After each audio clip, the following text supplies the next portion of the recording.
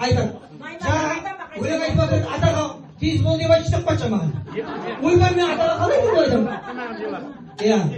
Ал енді алдарыңызға Хафиза қыздарыңыз жақсылап ән айтып береді.